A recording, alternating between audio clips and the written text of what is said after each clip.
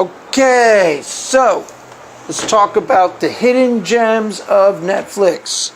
Now, the reason I have started doing these particular series is a public service. It's a public service announcement. Yeah, it's a public service to you, whoever is listening to this. Because I know from my own life, I now have Netflix, Hulu, HBO, Showtime, Amazon Prime, Stars. Between those, just those, without calculating in YouTube, Spotify, any of the other stuff, Twitter, I have way more movies at my disposal and TV shows than I could possibly work my way through. So it's like starting to get overwhelming. So I started researching some of the things out there, like, going online and looking up the best things on, Paste magazines, the best things on Netflix, the best horror movies on Netflix, the best this, the best that. And I'm now going to chisel it down for you, because I figured, I watched these. I checked out the stuff that they said is the hidden gems, and I'll check them out and tell you if it's true or not. So you don't have to waste your time. You'll get a good idea of whether it's something you want to see or not. And you don't have to check it out for yourself. I wish that there was this. I wish that there were these videos out there on YouTube for me, because I would have clicked on them, but they're not there.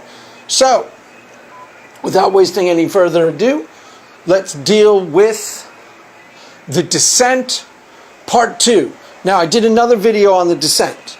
The Descent is kind of a classic. It really is. It's, if you like, cheesy, fun horror movies, it's actually a near great one. It really is. I was really impressed with it.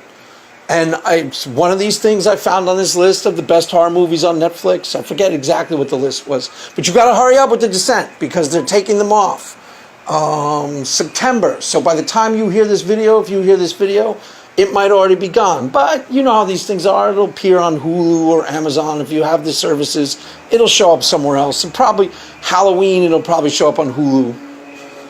So let's deal with The Descent Part 2, the sequel. Now, there's a caveat here. And if you don't want spoilers, I strongly advise you to turn this off, because this is a really big, I'll make it as least little spoiling as possible, but it's kind of a big spoiler. The Descent Part 2 is actually really pretty strong as a horror movie. There's some really, really good shocks in it, and it takes where the other one left off. Here's the caveat. And you need to decide if you're the type of person like this, because this almost killed it for me. The premise as to there's a conceit at the beginning of the film that puts the woman back in the cave that is so outlandish and so annoying, because it's so completely absurd and unrealistic that it has the possibility to wreck the entire movie for you.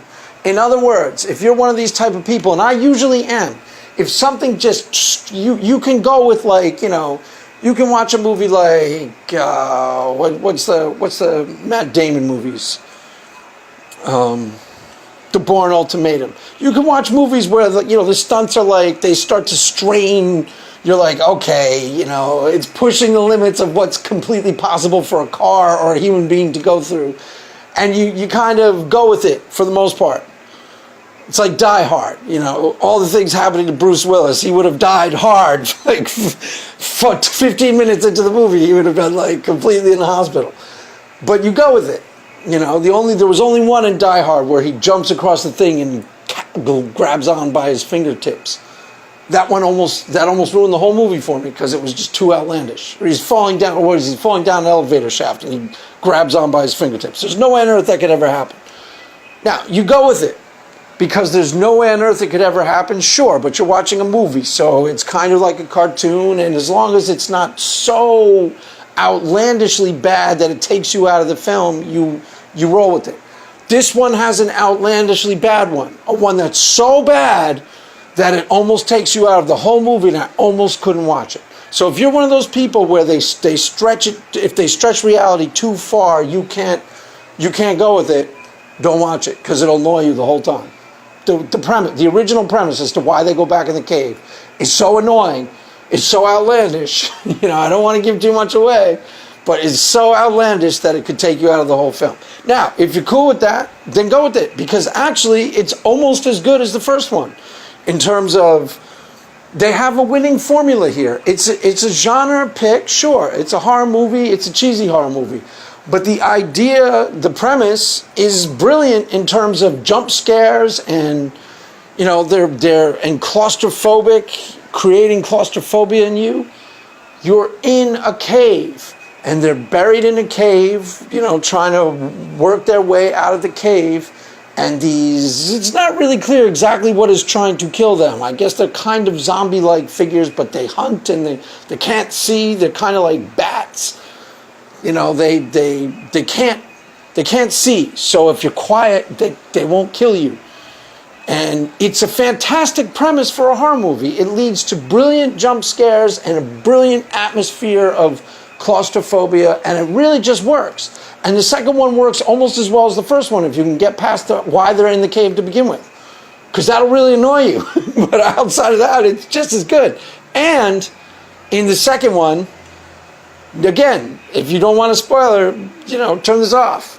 But there's two of the coolest, most gory, outlandish horror movie scenes I've seen in a movie in maybe 4 years. So if you like these type of movies, these gory kind of crazy films, this is a very good one. It's borderline excellent. There's a scene with, I'll just say, with the sheriff with handcuffs, which, whoa, I was watching it at home.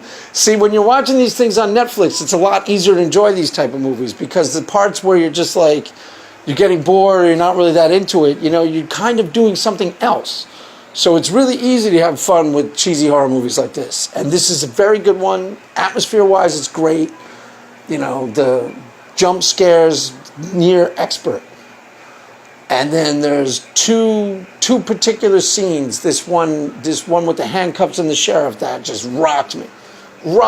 I won't say anymore. I was like, wow, that's one of the best gory, crazy things I've seen in a movie in a long time. So I thoroughly enjoyed it. I gave it a 87, a solid B+. If you're looking for a fun Halloween movie, it's leaving Netflix, I think, sometime in September. So, check it out before it leaves, or it'll probably appear on one of these other services soon, because that's kind of how these things work. If you have 5 or 6 of these streaming services, movies seem to show up everywhere. Same movies, Dark Knight is leaving Netflix, and I think it's on Hulu. It's on one of the other ones right now. If you haven't seen that movie in a while, Dark Knight, check it out. Watch it again. It's great. It's better than I remembered it, actually. So there you go. My advice, if cheesy horror movies, you have fun with them and you enjoy them, you're going to enjoy this one. I found it thoroughly entertaining, and if you can get past the outlandish reason why they're in the cave to begin with, then you can really have a good time with it. And look for a really freaky, awesome, gory scene involving a sheriff in handcuffs.